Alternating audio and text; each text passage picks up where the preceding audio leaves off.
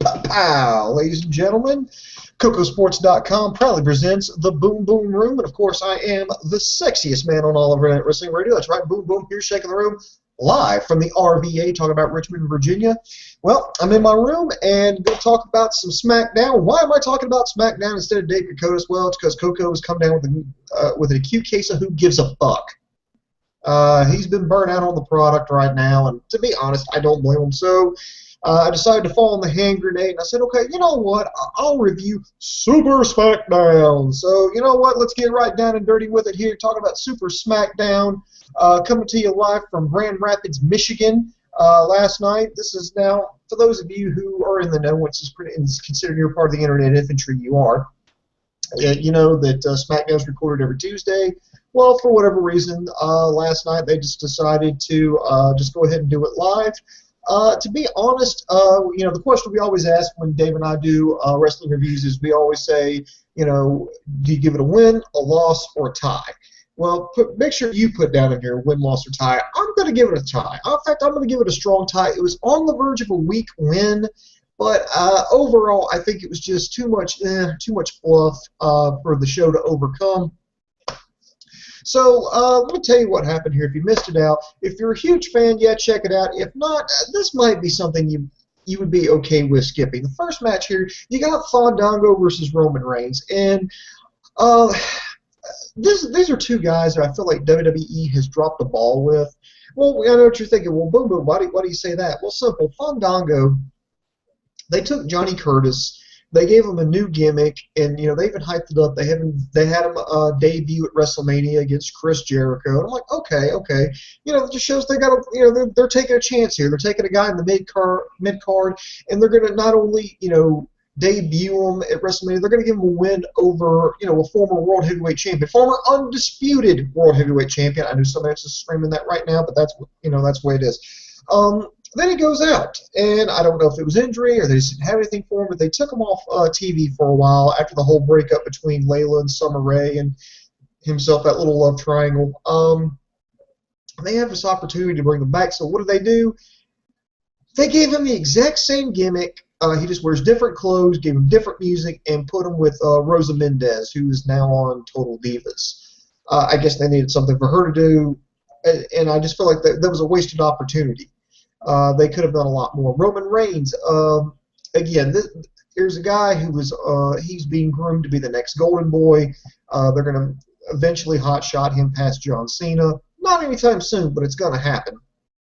I feel like they also wasted some opportunities on him. Well, what do I mean? Well, the whole Shield breaks up. Well, think about it. Rollins goes off and does his own thing. Got slightly new gimmick. He's now like the sellout. He got a benefit from it. He's the Money in the Bank. He was the chosen, the Golden Boy with the authority.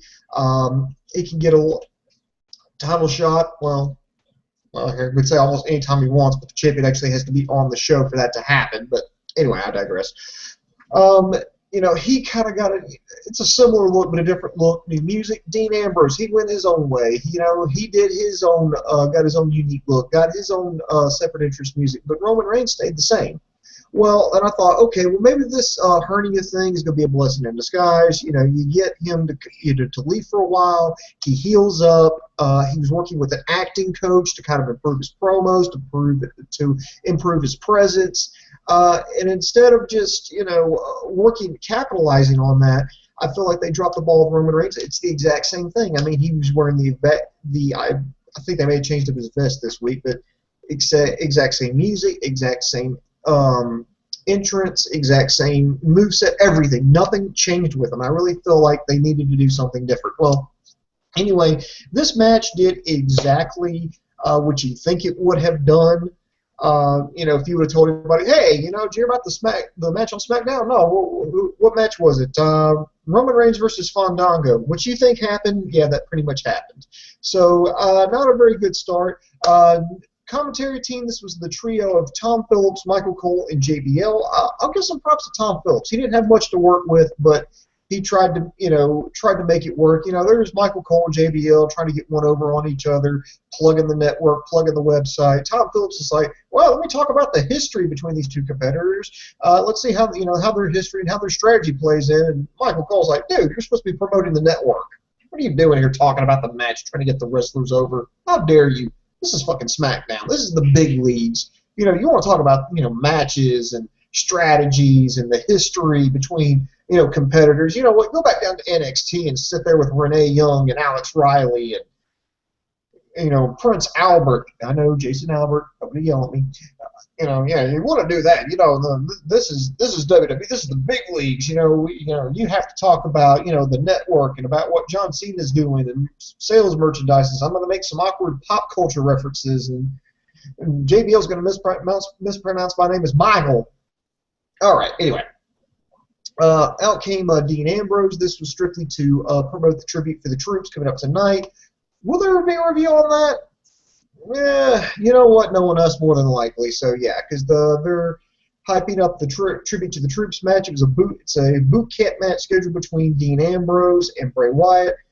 This is a fucking train wreck of a feud because I didn't watch TLC and I didn't watch Raw. And to be honest, looking back on the highlights and listening to Dave Kokosa's reviews right here on CocoSports.com, I'm actually glad I missed it because it didn't really look like I missed anything because they pull out a TV and it shorts out and that's how the match fucking ends. Fuck you, WWE. Fuck you. Dean Ambrose, obviously one of the hottest characters, and he gets a great reception, got a good moveset. He can work and cut promos without swearing. He can still be a cool, good guy without, doing and the fans are completely behind him, but no, not according to Vinnie Mac. Vinnie Mac, he's good, but I don't think he quite has it, not like that Cena kid, that Cena kid's really close. Maybe if we promote him just a little bit harder, give him another title run, maybe, just maybe, then the fans will get behind him. Or that Roman Reigns, guys, because, hey, that whole formula we worked for John Cena, yeah, it worked so well before. We're going to take everything we did with Cena and we're going to put it into Reigns and we're going to shove it down everybody's throats. Yeah, that's really going to work.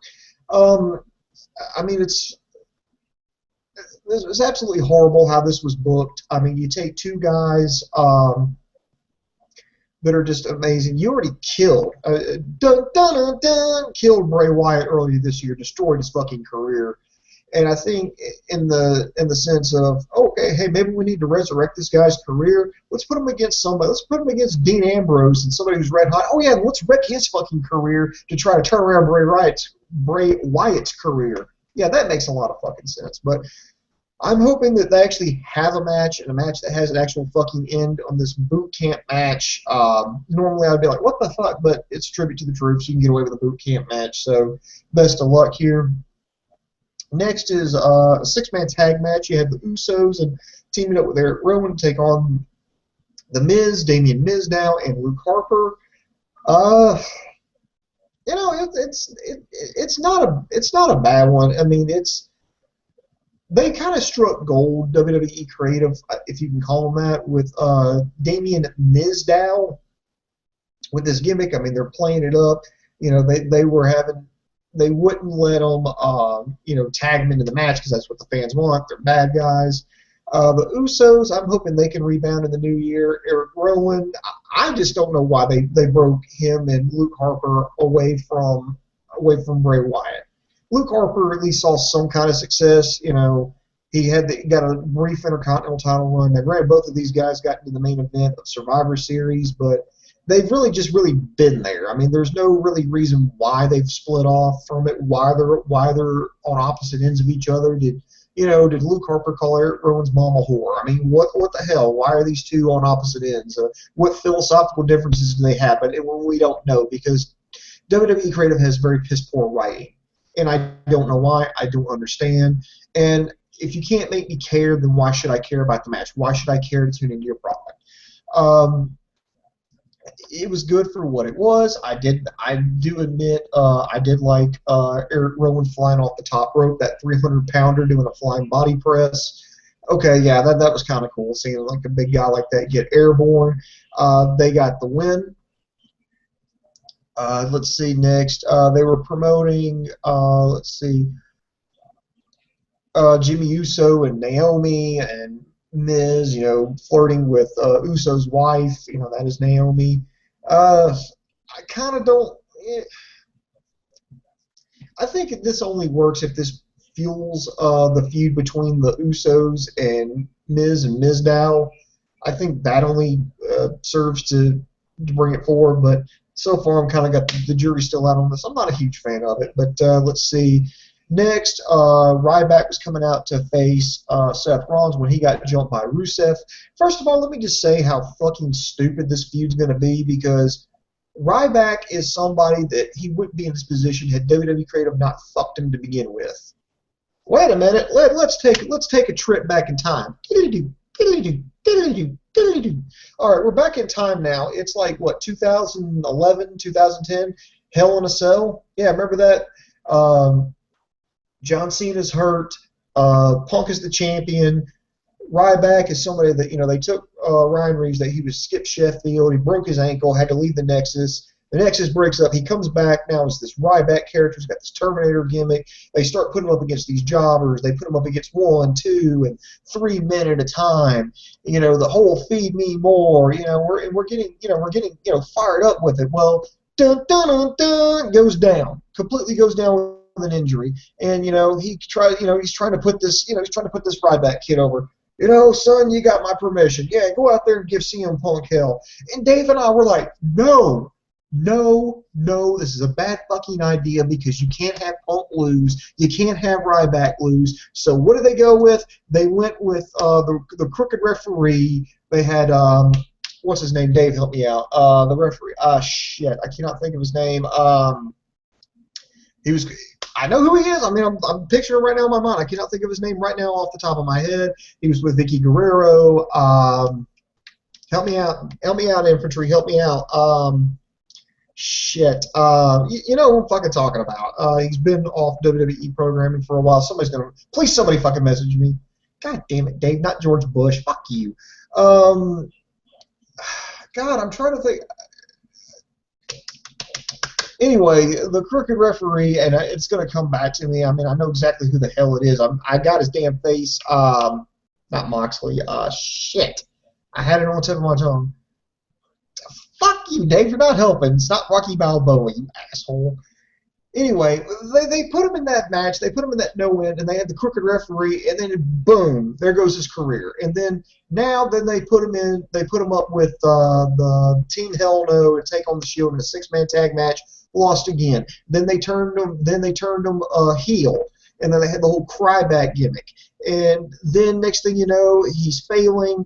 They put him in the tag team with Curtis Axel and have Ryback. They made a slight attempt to make him a Heyman guy. That lasted for about a month or two, and then then they took him off, and now they're just rebuilding him back up. And what the fuck are they doing? They put him in the exact same goddamn position. They got him in the goddamn downward spiral that he's just now pulling out of. Okay, you're gonna have him take on Rusev, who is arguably the hottest heel right now as far as monster heels go in WWE right now. It's fucking Rusev. He is fucking on fire. He has not lost via pinfall or submission. So now you're going to have these two face off, presumably at the Royal Rumble, and you can't have either one of these guys lose. You can't, and to have a fuck finish is just giving the middle finger to the fucking audience. At least that's what I think. I think if you have built up that hot of a feud, and you have it in with a count out or disqualification, something, you might as well slap everybody in the fucking face, piss on them, and then go, no, and then bend them over and take their fucking wallet out, take an extra 20 out, and just kick them in the ass and throw it in their fucking face. I got extra money for you. Fuck you. That's what WWE's doing when they do this shit. It's absolutely ridiculous. They do not. I don't know why you want to do this, because it was Brad Maddox. Thank you. Fuck. Thank you, friend Yelly. Okay. Anyways, Brad Maddox was the crooked referee. I don't know why I couldn't think of his fucking. I pictured his fucking face, and I was like, I know who the fuck it was. It was Brad Maddox. Anyway, why they're doing that, I have absolutely no idea. Why you would want to do that, I have absolutely no idea. It doesn't benefit anybody. Here's the thing: you have to have clean finishes. you know, Dave would always tell me, you know, when he was booking, you know, Tampa All Pro, stuff like that, you know, you always wanted to have untouchables. You wanted to have just people who never mess with each other. And then when the ratings or attendance started going down, that's when you put one of those matches together to kind of, boom, get the attendance back up. You know, Ryback is somebody you need to build up. Rusev is somebody you're currently building up, and I think you're going to have him take a well, I don't want to say main event, but he's getting a spot at WrestleMania this year if they do everything correctly. Why you would want to put these two on a collision course when neither one of these men can afford to lose without fucking killing their careers, because, you know, face it, one of them's got a fucking job to fucking Cena, is beyond me. But anyway, wow, I just went way too long about just the fucking entrance. This later led to Rollins saying he was going to take the night off. This led to a challenge by Dolph Ziggler. It was accepted. Next, we had the Divas Championship match. You had Naomi, take two. We had a match for the Divas Championship match. We had Naomi versus Nikki Bella. And by the way, can I just say that, you know, Nikki Bella is like the worst Divas champion. They're like, oh no, you're just mad because she's a bad guy. She's with no, she is not that good of a fucking wrestler. Naomi, Naomi won me over like back in January because I watched her wrestle live at the Raw in Omaha where she took on Oksana. And she got her fucking orbital bone fucking broken. Like, I watched it. Like, I watched it where she came out and Oksana actually hit her. Didn't mean to. And then, you know, and there she was. She finished this match. She's doing her thing. As soon as the lights fucking went down, she grabbed her fucking eye. I thought she was going to cry. There's the trainer. They're tending to her. They're trying to get her, getting her off to the back. And I said, my God, that is a fucking tough one. And so I got a lot of respect for her. Whereas Nikki Bella is, this is the message that WWE, at least I think they're sending to teenage girls now. Hey, don't try to get anything. Don't try to do anything on your own. Go, find a man you can leech off of and get what you want and still look fabulous and not have to break a fucking sweat. At least that's the fucking message they're sending. Don't go be a doctor. No. Go marry a fucking doctor. Face it, Nikki Bella, the only reason, and I'm going to steal this big line here, I'm going to steal this rant from Dave Dakota, so this is for you, Coco. Basically, Nikki Bella is fucking John Cena's cock warmer, and that's the only reason why she's at where she's at. She has no other fucking talent. She is a fucking twin.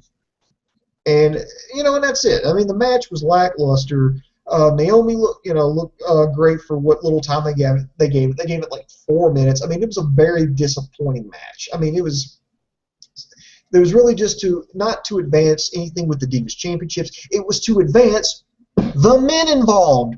What do you mean? Well, Miz comes down because remember, apparently he has some kind of thing with Naomi. He's trying to get into her, trying to get back at Jimmy Uso. So they're trying to get back at Jimmy Uso, and so he comes out there. It's like, oh yeah, come on, you got this, and just pounding on the canvas. And out comes Jimmy Uso. Hey, get away from my wife, get away from my woman, and starts beating him back to the back. This provides a distraction. This allows Nikki to get the win, and I'm like, you got to be kidding me. This is the Divas Championship here. You put this on the line. You have Naomi talk about, I've worked my whole career for this. I'm busting my ass for this. Here's this opportunity. And they fucking flushed it. And they fucking flushed it for what? A fucking tag feud between the men. This isn't just like some random match. This was a fucking championship match, and they're flushing it down. They're saying that the WWE Divas Championship doesn't mean anything because those are just girls. You should pay attention to the men. Let me tell you something. I'm going to tell you right now, half of that fucking Divas division, they could not hold a candle. I mean, look at what fucking Charlotte and Sasha Banks did on NXT. Oh, yeah, I'm fucking bringing that shit up almost a fucking week later. That was a fucking Divas match. Do you think fucking Nikki Bella could last more than 10 minutes against fucking Charlotte? I don't think she could last fucking 5. I don't think she could last 5 minutes against Sasha Banks, against Becky Lynch, against Bayley. I don't think she could last, hell, I don't think she could last 3 minutes against goddamn Alexa Bliss. Or Blue Pants. Oh, yeah, I'm fucking going there. I am fucking going there. Why? And the only reason she's up there, not because she fucking earned it, because she's half of a fucking twins, and she's fucking seen as cockwoman. That's the only goddamn reason.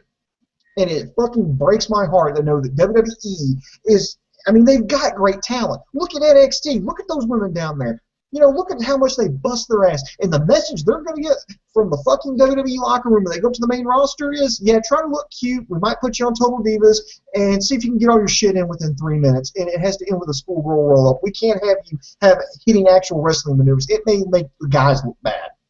Yeah. Woo, be a star. No bullying. Yeah. Yeah, that's not fucking sexist at all. Yeah. Woo.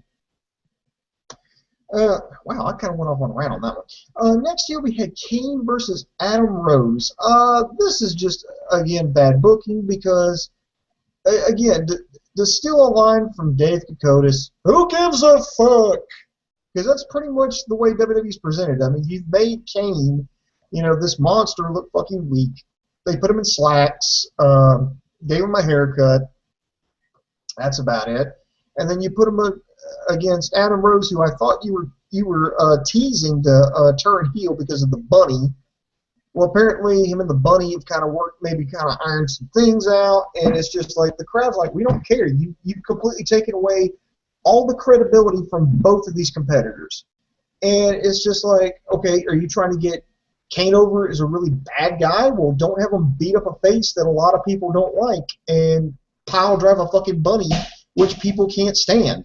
Okay, you're trying to get you're trying to get Adam Rose over as a face. You're trying to rebuild him up. Well, don't put him up against somebody that's been made to be the fucking whipping boy of the Authority. Don't make him out to be the guy who's I'm sorry, but essentially a fucking joke.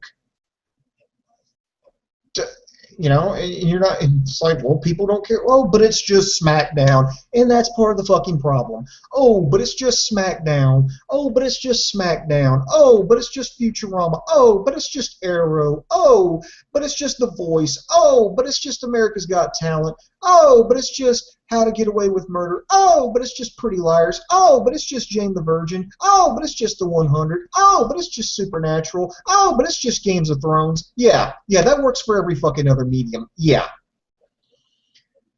Let's see. Next, the main event. I think this is the only thing that really saved it. Dolph Ziggler versus Seth Rollins. This is what WWE should be. These are two guys who are hot.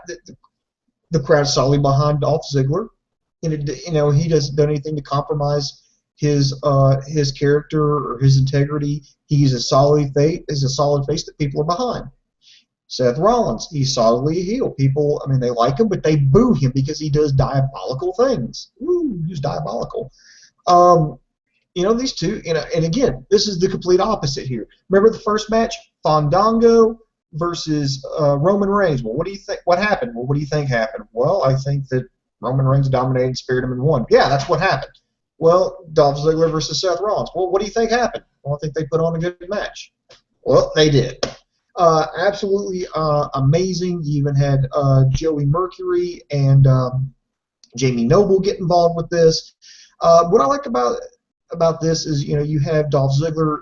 They're still talking about Survivor Series. That tells you how much they cared about TLC. It's like TLC just happened about a week or so ago, and it's, well, hey, remember Survivor Series when I single-handedly beat, 3/5 of the Authority? Yeah, remember? And I was like, yeah, how come you're not in line for a title shot? Oh, yeah, because our fucking champion only wrestles once every 90 fucking days. And then Seth Rollins, I like how he's, was like, well, you know what, you're going to have to rewrite the Authority because, this whole place is out of control. People are getting hurt left and right, and I'm doing what I want. Oh, I guess you got to bring back Triple H and Stephanie. I think, that's something they should definitely bring back. I kind of like that idea of, we're going to make it so chaotic you're going to be begging for Triple H to come back.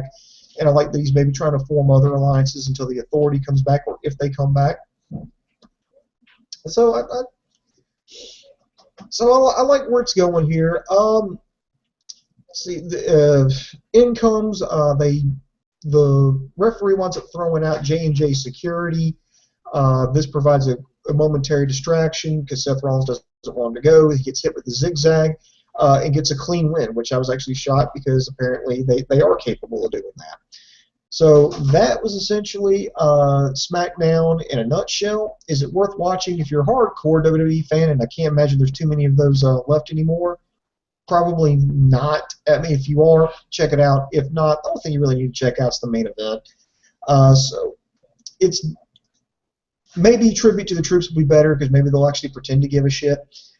But that's going to do it for this SmackDown review. Now, I want to remind everybody, you can check us out at cocosports.com. Also, we're still taking nominations for the Triforce for the awards. Dave and I usually do it. Well, this year, you will be the third person. So there's actually a thread here. Dave will put a link down here just below. Just go there. You can nominate. In the video, I will pretty much lay out everything. You have until noon on Saturday.